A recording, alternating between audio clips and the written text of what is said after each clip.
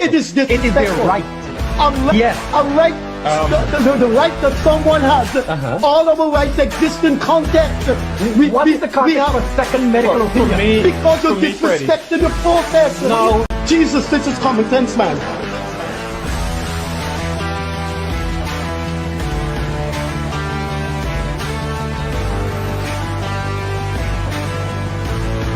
Any situation which you see in the field, you're just dealing with Afro-Guyanese issues. Hello there, wherever you are. Pleasant good evening, good afternoon, good morning. Wherever you are, you're looking at the Freddie Kissoon Show. We're coming to you from the home of our guest in Ogle. If you go out of his veranda, there's a nice view of the old highway we call the Atlantic Highway. That's the first highway going up the East Coast. Our guest this evening needs no introduction. He's been around a long time in Guyana as a literary personality, as a political personality, and maybe six-time guest on this program. We would like to talk to him tonight about things that everybody wants to talk about because there's so much that is going on in Guyana. Our guest this evening is Guyana Prize winner, and his current status is the advisor to the One Guyana Commission. Ruel, thanks for being with us once again. There's so much going on here. Yeah. I know you work with Dr. Rupert Roopnaraine at the Ministry of Education. He died. Yeah. There is this thing that is going on Facebook with Ganesh Mahipal and PNC leaders that they think it's a mockery, insult for a Hindu politician. When it's Ramadan, they go on and mix with the Muslim. They think, that is opportunism.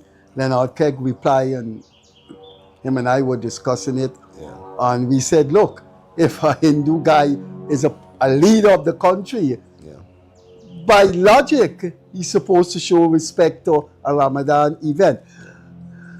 Other things that are coming up that we want to talk about. What about One Guyana Commission? What it hopes to achieve? What is likely to happen after the first 2-3 years of One Guyana Commission? Because I think everybody in this country and in the diaspora has hopes. Everybody has hopes. People have hopes of this thing, this Indian African thing. We've got our money, we've got a good economy, the future looks good. Guyana doesn't resemble the 1970 anymore. It's two different countries. Yeah. And we want this thing to, we want to see a One Guyana. Yeah. What have you been doing with One Guyana Commission? So, I'm sort of, ethically bound from speaking too much in it, and this really is the president's purview. But I will say this: you're right in the sense that the president's purpose, and he's sort of dropped these a bit more than breadcrumbs along the way with regard to the purpose of unification, particularly at this time. And you touched upon the issue of leadership and religion, and the intersect of whether a Hindu person can go into a Muslim place of worship during Ramadan, etc., and vice versa. Those issues are some issues that we've been struggling, since independence, in terms of having a conversation on culture, or cultural divisions, or socio-political divisions, and the purpose of where we're going to go in 2 or 3 years.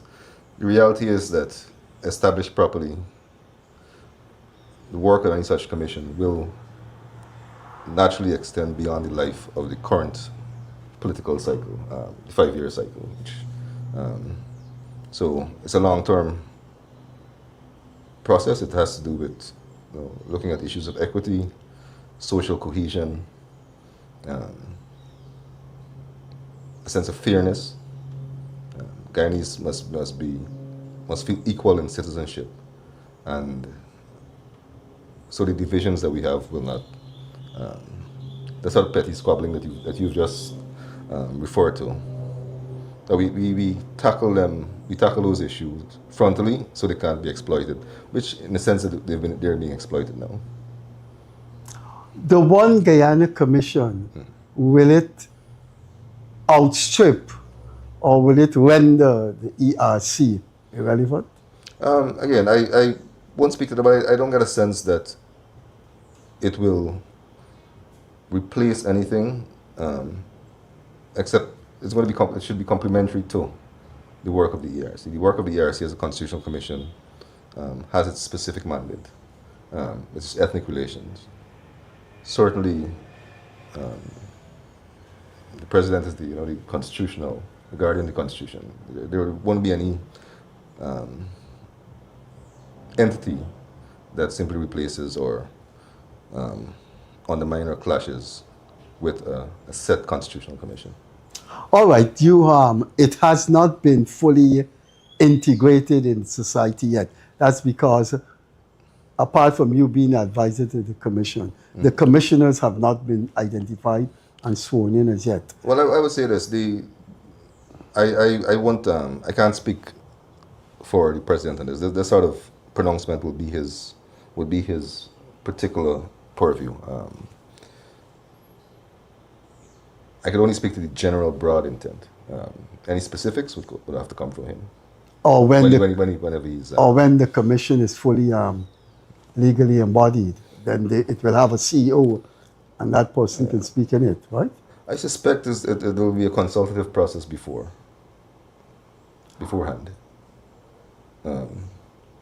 What, as a young man who have entered politics, you contested the 2020 election in your own political party, Citizen Initiative, plus you've been writing, then you were in the Ministry of Education with Dr. Roopnaraine. You think this thing that has plagued us since emancipation and the end of indentureship, you think this thing has an ending? I think it has a positive evolution before us. I mean, what we've seen, or we're continuing to see globally at this point in time, is, and something that I've warned about, in that you have this sort of global division along, primarily at the root of it is cultural lines. There's some political elements of it. There's certainly some economic interplay. But I firmly believe that Guyana, the concept of One Guyana, I think that will be an ongoing lesson on unification, on living together for the rest of the world. So I think it's going to be more relevant. I think there are going to be attempts, of course, by various players to sort of pull us apart, sorry. So it will never end per se, but it will be mitigated. We live with pathogens within us. I mean, you get cold, the cold doesn't really go away. But you learn to suppress it with good medicine and a correct environment and healthy practices, so it doesn't overtake your immune system. And I think that's what we need to aim for. You can't eradicate ethnic or any sort of internecine conflict, but we can mitigate it to the point wherein we are a functional whole body of people. I want your analytical take on this, because it's my area. I have to look at these people, read what they say, write about it. So what I write could be out there for people to read. There was a stark, absorbing result of the last election. No. That election took place 5 years after the 2020 election. Yeah. And in those 5 years, I have been monitoring the Wickford Burkes, the Mark Benchop, but particularly David Hines. And I am wondering if One Guyana Commission may not be the final solution to these people's mischief. Because when you think of Hines 4 or 5 times a week since 2020, and this guy's been banging away, constant banging. And people associated with his party, the WPA, people associated with the PNC, just left and went over to win. Yes. And the result was from 31 seats to 12. Now the analysis has to factor in the failure of Hines et al. Yeah, but you see, it goes to what I spoke about. I mean, pathogens will always remain in the body politic. You can't get rid of them. But eventually, an evolving system, a healthy system, will mitigate them. And so, I mean, you take some tablets, and when you get a flu, and after a while, take some vitamin C, and after a while, the pathogens that cause the flu, the sneezing, etc., they go down in your system,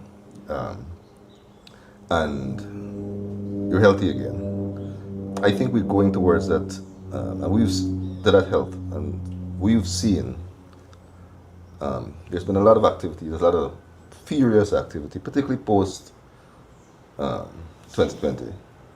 And what has happened is that our body, our socio-political, socio-economic, socio-cultural body has rejected that activity to a stark degree. And so you've seen the impact of it in two ways. One, you've seen growth in some positive campaign from the incumbent government, but you've also seen people, as you notice, people running from that sort of toxic messaging to something that is not necessarily healthy, but they've seen it as an option to that sort of toxicity. So I think you see in asking the question and asking us, I think you've sort of answered it in yourself.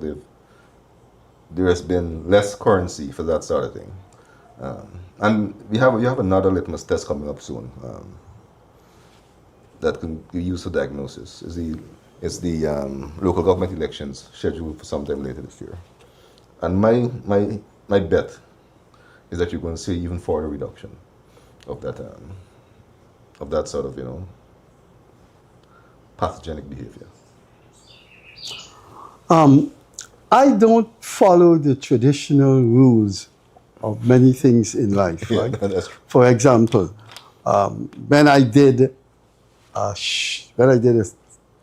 election series, a program with Ignite Television, I was not happy with, you have to take a break before a late guest to come in. In this show that I run, when a guest is late, while the camera is on, they come in. Yeah, of course. I have had my dog on the show. I've had my pet. So I happen to have an obsession with animals. And I see you have two very nice kittens / cats here. Yeah. You think you can encourage them to come here? Sure. While we Yeah, but I know they will jump off. they're very cat-like. But so- I'd like the guests to see them because they're very cute. yeah, they're very cat-like. So Could you call them? Bagheera? Bagheera from RJ, the movie Jungle Book. Yeah. So I read the book when it was thing.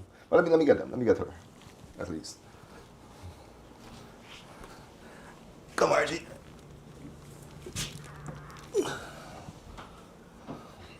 Good. We broke with tradition. Yeah. This is our. We have 4 guests on the program. Yeah. So these are my two. Your 2 babies. I have 5. 2 dogs, 3 cats, and I feed 7-yard cats. Yeah. So. And I think this is the beauty of nature. Yeah. So this is RJ. He's the calmer one. RJ. For the most part. RJ, you behaving yourself? Yeah. Oh God, Bagheera gone. Yeah. But she's usually calmer. But. Bagheera gone. RJ, you gonna go up to be a sweet boy? I think he wants to go. He wants to go after his sister. No. He'll stay. He'll stay. He wants to go after his sister. No, he wants to go. Let me Don't see. he? RJ's gone. I just want to explore. Well, look, RJ sitting on the table. So that is breaking with tradition. I see nothing wrong with that. People tell me why we don't have coffee cup drinking from a bottle. Yeah, that's I said, look, if the North American and Europeans decide to have a talk show with bottled water, we can adopt it. I mean, why we adopt? What is wrong with the guest having his 2 cats? We should, anyway. After that, I want to say light moment, but absorbing moment. Let's go to Rupert Roopnaraine. Yes, I mean, I They one of the world's most prestigious journal, Review of African Political Economy, has done an analysis of him since his death. And I find they were equally balanced. They asked the question, should we judge a person by the earlier ethereal contribution, career, or shall we judge them by the last and final disintegration, the fallout, the betrayal? Yes. And I think what they did is say they balance it. And I tried to do that in my 5 columns in the Chronicle. A 6 is coming up. So you worked with him. Yeah. You want to do an objective analysis of him? So I read the article, and I guess particularly because I work with him, I think that the attempted balance and the attempt at that sort of assessment of early life versus later life and what would be perceived as betrayal, etc. I don't think it. First, for it to be fair, it has to be accurate, and I believe that there were inaccuracies in the article that took away from any assessment of the fairness. So I should say, and I think I've said it before. As a young man, the first time I voted for Rupert Roopnaraine. It's WP. I think, I can't remember what the configuration was, but it was Rupert Roopnaraine at the head of the ticket. This is the early 2000s, late 90s, early 2000s. When I went to work in 2015 for APNU AFC, I went to work for Rupert Roopnaraine. It wasn't a case where I begged work for government and stuff like that. He said, come work with me so we could work on this cultural thing.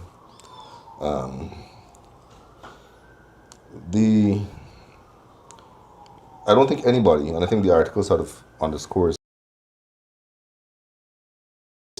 so I don't think anybody per se could say that you can take anything from Roopnaraine, 70s, 80s, etc., 90s. I don't think you can take anything away. On the contrary, you can really maximize his contribution and his brilliance. Yeah. So we go now to the later years. And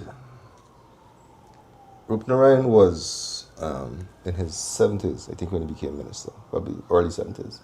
Yeah, he died at 83. 83. And he became minister in 2015. So that'll be early 70s. Right. By then, I believe he had nothing else to prove, per se.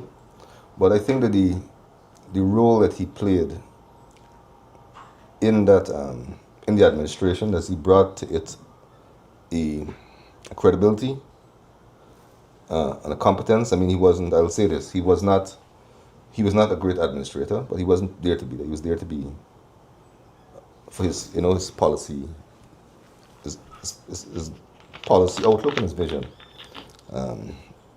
And there was nobody else more qualified than he to do so. The article that you referenced, and I read it, and one of the key things, I mean, when it comes to the accuracy aspect of it, it said that, you know, for example, that he was rewarded with a promotion to the Ministry of the Presidency as Minister of Public Service from Minister of Education. That wasn't a promotion. That wasn't a promotion. I mean, logically, functionally, but also, I mean, I was there. I knew the events, and I will say, in terms of how we judge him, one of the key criticisms I had of the Grange administration, Kadaki Amsterdam. He had Kadaki Amsterdam. He had Wazir Mohammed? Wazir, whose government, the thing of government was taking a toll on him, physically and mentally. But he didn't decide to hold on and say, I won't give up his position, or I will just, I mean, not turn up and treat this as a sinecure grandchildren at the time. And you would see the occasional picture with him he puts up on a